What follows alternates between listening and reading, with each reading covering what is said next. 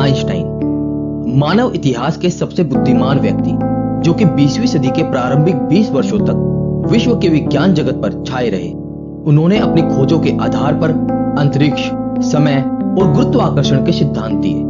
दोस्तों, वो इतने महान और लोकप्रिय इंसान थे कि जब भी वो बाहर घूमने निकलते तो लोग उन्हें सड़क पर रोककर उनके दिए गए सिद्धांत की व्याख्या पूछने लगते, जिसके चलते उन्होंने इस निरंतर पूछताछ से बचने का एक तरीका निकाला, जिसमें वो उन सब लोगों से कहते कि माफ कीजिए, मुझे लोग अक्सर प्रोफेसर आइंस्टाइन समझ लेते हैं, पर वो मैं नहीं हूं। दोस्तों, वो हमेशा कहते थे कि मेरे अंदर कोई खास गुण नहीं है, मैं तो केवल एक ऐसा व्यक्ति हूं जिसमें जिज्ञासा कूट कूट कर भरी हुई है।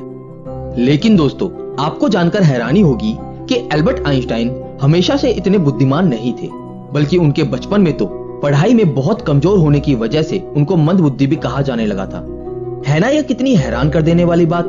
लेकिन ये तो कुछ भी नहीं है, क्योंकि इसके अलावा भी बहुत ही ऐसी बातें हैं जिन्हें जानकर आप आश्चर्य से भर जाओगे। तो अगर आप सच में जानना चाहते हो कि कैसे एल्बर्ट आइंस्टाइन एक मंदबुद्धि बालक से सदी के सबसे जीनियस वैज्ञानिक बने, तो इस वीडियो को आखिर तक देखिए। नमस्कार दोस्तों, मेरा नाम है ध्रुव और आप देख रहे हैं दी ऑसम वर्ल्ड। दोस्तों, अगर आपने अभी तक इस चैनल को सब्सक्राइब नहीं किया है तो इसे सब्सक्राइब कर लीजिए और इसके साथ वाले बेल आइकन पर क्लिक जरूर कीजिए। दोस्तों, एल्बर्ट आइंस्टाइन का जन्म 14 मार्च सन 1879 को जर्मनी के एक यहूदी परिवार में हुआ था। उनके पिता का नाम हरमन आइंस्टाइन और माँ का नाम पोलिन आइंस्टाइन था।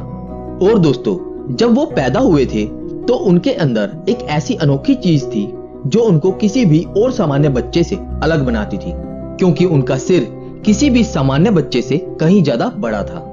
और जैसे जैसे वो थोड़े बड़े होने लगे तो उनको शुरू में बोलने में भी कठिनाई होती थी और लगभग 4 साल की उम्र तक एल्बर्ट आइंस्टाइन कुछ भी नहीं बोल पाए। मगर एक दिन जब वो अपने माता पिता के साथ रात के खाने पर बैठे थे तो उन्होंने अपनी 4 साल की चुप्पी तोड़ते हुए कहा, सूप बहुत गर्म है। अपने बेटे के इस तरह एकदम बोलने से आइंस्टाइन के माता पिता हैरान रह गए और बहुत खुश हुए।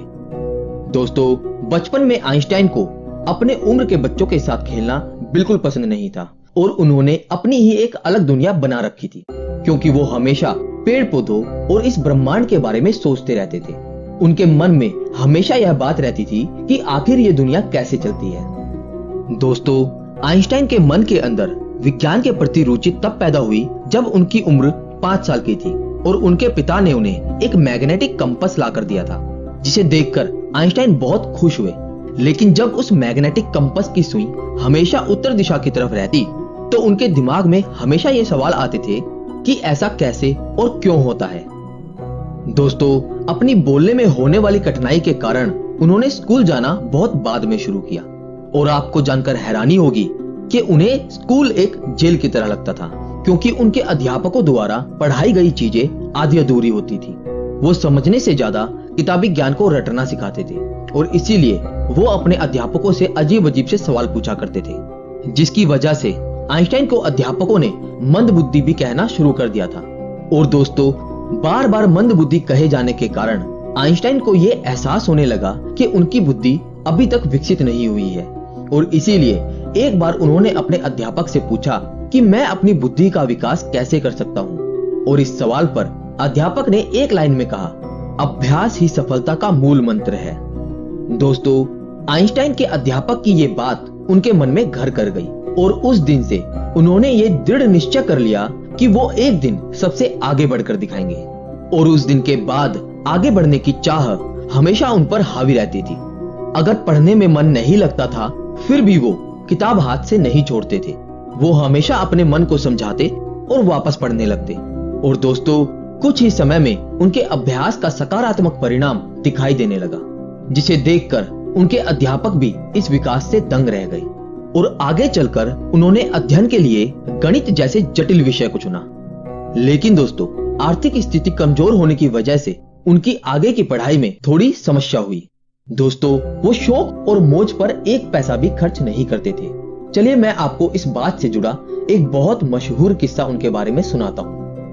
एक दिन की बात है जब बहुत तेज बारिश हो रही थी और एल्बर्ट आइंस्टाइन अपनी हैट को बगल में दबाए जल्दी जल्दी घर जा रहे थे और छाता ना होने के कारण वो भीग भी गए थे। तभी उन्हें रास्ते में एक सज्जन मिले, जिसने उनसे पूछा कि भाई, तेज बारिश हो रही है, हैट से सिर को ढकने के बजाय तुम उसे कोट में दबाकर चले जा रहे हो, क्या तुम्हारा सर भीग नहीं रहा है? दोस्तों, इस बात पर आइंस्टाइन ने कहा, भीग तो रहा है परंतु बाद में सूख जाएगा, लेकिन हैट गीला हुआ तो खराब हो जाएगा, और नया हैट खरीदने के लिए ना तो मेरे पास पैसे हैं और ना ही समय। दोस्तों, अपने कठिन परिश्रम और अभ्यास की मदद से आइंस्टाइन ने गणित और भौतिक विज्ञान में महारत हासिल कर ली। और दोस्तों, शिक्षा को लेकर उनका विचार था कि शिक्षा वो है जो आपको तब भी याद रहे जब आप सब कुछ भूल गए हो जो आपको याद था। और समय के साथ साथ वो इतने बुद्धिमान हो गए कि उन्होंने बहुत सारी अद्भुत खोज की। आज की दुनिया उनको थ्योरी ऑफ रिलेटिविटी यानी सापेक्षता के सिद्धांत और द्रव्यमान ऊर्जा समीकरण E=mc² के लिए जानती है। दोस्तों, उन्हें सैद्धांतिक भौतिकी और खासकर प्रकाश विद्युत उत्सर्जन की खोज के लिए सन 1921 में नोबेल पुरस्कार से भी सम्मानित किया गया। और सन 1952 में अमेरिका ने आइंस्टाइन को इजराइल का राष्ट्रपति बनने की पेशकश की, परंतु आइंस्टाइन ने उनका प्रस्ताव ये कहकर ठुकरा दिया कि वह राजनीति के लिए नहीं बने हैं। दोस्तों, उन्होंने दिखा दिया कि एक मंदबुद्धि लड़का भी अपनी मेहनत, लगन और परिश्रम के बल पर संसार में कुछ भी कर सकता है। दोस्तों, एल्बर्ट आइंस्टाइन इतने बुद्धिमान थे कि वो अपने माइंड में ही पूरी रिसर्च को सोचकर पूरा प्लान कर लेते थे, जो उनके लैब के प्रयोग से ज्यादा सटीक होता था। और इसीलिए एल्बर्ट आइंस्टाइन हिस्ट्री के सबसे जीनियस व्यक्ति कहलाए, और इसीलिए उनके जन्मदिन 14 मार्च को पूरी दुनिया में जीनियस डे के रूप में मनाया जाता है। लेकिन दोस्तों, एल्बर्ट आइंस्टाइन का यह मानना था कि प्रत्येक इंसान जिसने धरती पर जन्म लिया है वो जीनियस है, लेकिन यदि आप किसी मछली को उसकी पेड़ पर चढ़ने की योग्यता से जज करोगे तो वो अपनी पूरी जिंदगी यह सोचकर जिएगी कि वो मूर्ख है। दोस्तों, निजी गतिविधियों के कारण आइंस्टाइन को जर्मनी छोड़कर अमेरिका में शरण लेनी पड़ी। वहां उन्हें बड़े बड़े विश्वविद्यालयों ने अपने यहाँ आचार्य का पद देने के लिए आमंत्रित किया।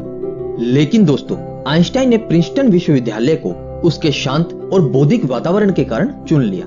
और जब आइंस्टाइन पहली बार प्रिंसटन पहुंचे तो वहां के प्रशासनिक अधिकारी ने उनसे कहा, आप प्रयोग के लिए आवश्यक उपकरणों की सूची दे दीजिए ताकि आपके कार्य के लिए उन्हें जल्दी ही उपलब्ध कराया जा सके। दोस्तों, इस बात पर आइंस्टाइन ने बड़ी ही सहजता से कहा कि आप मुझे केवल एक ब्लैक बोर्ड, कुछ चौक, कागज और पेंसिल दे दीजिए। यह सुनकर अधिकारी हैरान हो गया, और इससे पहले कि वह कुछ और कहता, आइंस्टाइन ने कहा, और हाँ, एक बड़ी टोकरी भी मंगा लीजिए, क्योंकि अपना काम करते समय मैं बहुत सारी गलतियां भी करता हूँ और छोटी टोकरी बहुत जल्दी रद्दी से भर जाती है। दोस्तों, आइंस्टाइन गलतियां करने से कभी नहीं डरते थे, बल्कि उनका कहना था कि जिस व्यक्ति ने कभी कोई गलती नहीं की उसने कभी कुछ नया करने की कोशिश नहीं की। दोस्तों, एल्बर्ट आइंस्टाइन बहुत अलग अलग तरह से प्रयोग करते थे।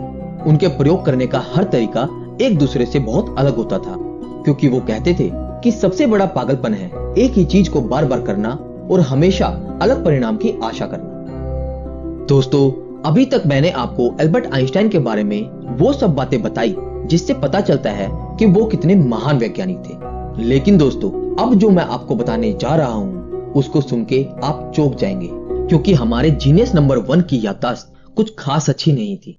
उन्हें डेट्स और फोन नंबर्स याद रखने में बहुत मुश्किल होती थी। यहाँ तक कि जब एक बार आइंस्टाइन के एक सहकर्मी ने उनसे उनका टेलीफोन नंबर पूछा तो आइंस्टाइन पास रखी टेलीफोन डायरेक्टरी में अपना नंबर ढूंढने लगे। सहकर्मी चकित होकर बोला, आपको अपना खुद का टेलीफोन नंबर भी याद नहीं है? तो आइंस्टाइन ने कहा, नहीं, भला मैं ऐसी किसी भी चीज को क्यों याद रखूं जो मुझे किताब में ढूंढने से आसानी से मिल जाती है। दोस्तों, एल्बर्ट आइंस्टाइन व्यवहारिक दुनिया की भी बहुत सी बातों को अक्सर भूल जाया करते थे। चलिए इस बात से जुड़े कुछ किस्से मैं आपको सुनाता हूँ। पहला किस्सा, एक बार की बात है जब आइंस्टाइन प्रिंसटन यूनिवर्सिटी में कार्यरत थे, तो एक दिन यूनिवर्सिटी से घर वापस आते समय वो अपने घर का पता ही भूल गए। यद्यपि प्रिंसटन के अधिकतर लोग आइंस्टाइन को पहचानते थे, लेकिन जिस टैक्सी में वो बैठे थे उसका ड्राइवर उन्हें नहीं पहचानता था। आइंस्टाइन ने ड्राइवर से कहा, क्या तुम्हें आइंस्टाइन का पता मालूम है? ड्राइवर ने जवाब दिया, प्रिंसटन में भला कौन उनका पता नहीं जानता। यदि आप उनसे मिलना चाहते हैं तो मैं आपको उनके घर पहुंचा सकता हूं। तब आइंस्टाइन ने ड्राइवर को बताया कि वो स्वयं ही आइंस्टाइन है और अपने घर का पता भूल गए हैं। यह जानकर ड्राइवर ने उन्हें उनके घर तक पहुंचाया और आइंस्टाइन के बार बार आग्रह करने के बावजूद भी टैक्सी का किराया नहीं लिया। दूसरा किस्सा, एक बार आइंस्टाइन प्रिंसटन से कहीं जाने के लिए ट्रेन से सफर कर रहे थे, लेकिन जब टिकट चेकर उनके पास आया तो वो अपनी टिकट ढूंढने के लिए जेबें टटोलने लगे और जेब में टिकट ना मिलने पर उन्होंने अपने सूटकेस को चेक किया और जब सूटकेस में भी टिकट नहीं मिला तो वो अपनी सीट के आसपास खोजने लगे। दोस्तों, टिकट चेकर आइंस्टाइन को अच्छी प्रकार से पहचानता था, इसलिए उसने कहा कि यदि आपकी टिकट गुम हो गई है तो कोई बात नहीं, मुझे विश्वास है कि आपने टिकट जरूर खरीदी होगी। और ये कहकर चेकर दूसरे यात्रियों की टिकट चेक करने लगा। लेकिन जब उसने देखा कि आइंस्टाइन अपनी सीट के नीचे अभी तक टिकट ढूंढ रहे हैं, तब चेकर ने फिर से उनसे कहा कि वो टिकट के लिए परेशान ना हो, उनसे टिकट नहीं मांगा जाएगा। लेकिन दोस्तों, चेकर की ये बात सुनकर आइंस्टाइन ने कहा, पर टिकट के बिना मुझे पता कैसे चलेगा कि मैं जा कहां रहा हूं। दोस्तों, 18 अप्रैल सन 1955 को महान वैज्ञानिक एल्बर्ट आइंस्टाइन की 76 साल की उम्र में अमेरिका के न्यू जर्सी शहर में मृत्यु हो गई। अपने पूरे जीवन काल में आइंस्टाइन ने सैकड़ों किताबें और लेख प्रकाशित किए। उन्होंने 300 से अधिक वैज्ञानिक और 150 गैर वैज्ञानिक शोध पत्र प्रकाशित किए। दोस्तों, आज हम विज्ञान के जिन आविष्कारों का उपयोग अपने दैनिक जीवन में कर रहे हैं और इंटरनेट, सैटेलाइट के द्वारा जो जानकारियां हमें प्राप्त हो रही हैं, उन सभी आविष्कारों में एल्बर्ट आइंस्टाइन का भी महान योगदान है। और यहाँ तक कि उनके दिए गए अनेकों सिद्धांतों की बदौलत ही आज नए नए आविष्कार संभव हो पा रहे हैं। लेकिन दोस्तों, आइंस्टाइन को अपने जीवन में सबसे ज्यादा दुख तब हुआ था जब उनके वैज्ञानिक आविष्कारों के कारण बाद में परमाणु बम का आविष्कार हुआ था, जिससे कि हिरोशिमा और नागासाकी जैसे नगर ध्वस्त हो गए थे। दोस्तों, आइंस्टाइन की मृत्यु के बाद उनके शव परीक्षण के दौरान एक रोग वैज्ञानिक ने आइंस्टाइन के परिवार की अनुमति के बिना उनका दिमाग निकाल लिया था और यह अनैतिक कार्य डॉक्टर थॉमस हार्वे ने उनके दिमाग पर रिसर्च करने के लिए किया था। उसके बाद आइंस्टाइन का दिमाग 20 सालों तक एक जार में बंद रहा और सन 1975 में उनके बेटे हैंस की आज्ञा से उनके दिमाग को 240 भागों में बांटकर कई वैज्ञानिकों के पास भेजा गया, जिनको जांचने के बाद उन्होंने पाया कि उनके दिमाग में किसी भी आम इंसान से ज्यादा सेल्स मौजूद थे। तो दोस्तों, आज के लिए बस इतना ही। और अगर आप जानना चाहते हैं थॉमस एल्वा एडिसन और शहीद भगत सिंह के जीवन के बारे में, तो हमारी इससे पहले वाली वीडियो जरूर देखिए, जिनका लिंक आपको ऊपर एंड स्क्रीन पे और नीचे डिस्क्रिप्शन में मिल जाएगा। दोस्तों, अगर आपको वीडियो अच्छी लगी तो इसे लाइक और शेयर करना ना भूलें। Thanks for watching.